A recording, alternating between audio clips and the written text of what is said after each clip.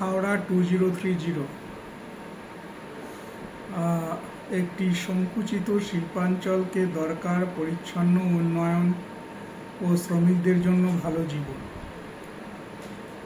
হাওড়ায় উন্নয়নের চ্যালেঞ্জ খুবই তীব্র, কারণ এর ভূগোল, অর্থনীতি ও জনসংখ্যা একটি ছোট কিন্তু অত্যধিক চাপযুক্ত জেলায় গাদাগাদি করে আছে।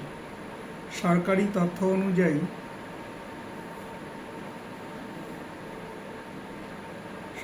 তথ্য অনুযায়ী জনসংখ্যা 48.5 লাখ, যার মধ্যে 63% অর্থাৎ 63% শহুরে এবং ঘনত্ব প্রতি বর্গ কিলোমিটারে 3,306 জন, আর মাত্র 14টি ব্লক ছোট এলাকায় ছড়িয়ে আছে।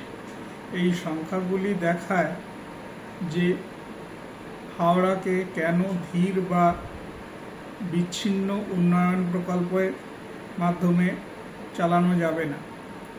দরকার একটি সংকুচিত কিন্তু উচ্চ প্রভাবের উন্নয়ন লক্ষ্য পরিকল্পনা, যা শহরের পরিষেবা, লজিস্টিক, শিল্প, শ্রমিক কল্যাণ ও বন্যা প্রতিরোধে কেন্দ্রিত হবে।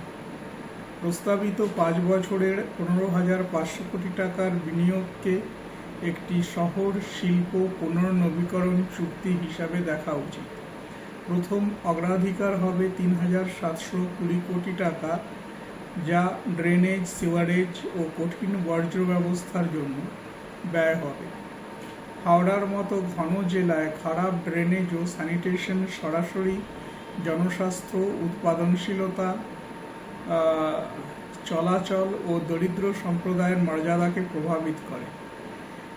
বৈজ্ঞানিক পৌর বর্জ্য প্রক্রিয়াকরণকে 100% পৌঁছতে হবে, আর পরিশোধিত বর্জ্য জলকে অনেক বাড়াতে হবে। এই মৌলিক পরিষেবা সংস্কার ছাড়া অন্য সব বিনিয়োগ দূষণ, জলজমা ও রোগের ঝুঁকিতে থাকবে। দ্বিতীয় বিনিয়োগ হবে 2,790 কোটি টাকা, যা ফাউন্ডারি ইঞ্জিনিয়ারিং ক্লাস্টারকে আধুনিক করবে পরিচ্ছন্ন উৎপাদন ও সাধারণ বর্জ্য শোধন ব্যবস্থার মাধ্যমে। হাওড়ার শিল্প শক্তি পরিবেশের বোঝা হয়ে উঠতে পারবে না। পরিচ্ছন্ন শিল্পাঞ্চল, ভাগাভাগি শোধন ব্যবস্থা, শক্তিদক্ষ প্রযুক্তি, নিরাপদ কর্মক্ষেত্র ও নিয়ম মানার সহায়তা এমএসএমইকে প্রতিযোগিতায় টিকিয়ে রাখবে এবং দূষণ কমাবে। এটি শিল্প ও জনস্বাস্থ্যের জন্য দরকারি সরাসরি বিনিয়োগ। তৃতীয় বিনিয়োগ হবে 3,100 কোটি টাকার, যা লজিস্টিক্স নোড, ট্রাক টার্মিনাল ও রেল রোড সংযোগ তৈরি করবে। কলকাতা মহানগর অর্থনীতিতে হাওড়ার অবস্থান তাকে প্রাকৃতিক লজিস্টিক্সের ভূমিকা দেয়, কিন্তু অনিয়ন্ত্রিত মালবাহী যানজট ও দূষণ ও খরচা বাড়ায়। উন্নত মাল্টিমোডাল লজিস্টিক্স পরিবহন সময় কমাবে, দক্ষতা বাড়াবে ও রাজস্ব আনবে। চতুর্থ বিনিয়োগ হবে 2,480 কোটি টাকার, যা শ্রমিকদের ভাড়ার বাড়ি, স্বাস্থ্য ও দক্ষতা কেন্দ্রকে সমর্থন দেবে।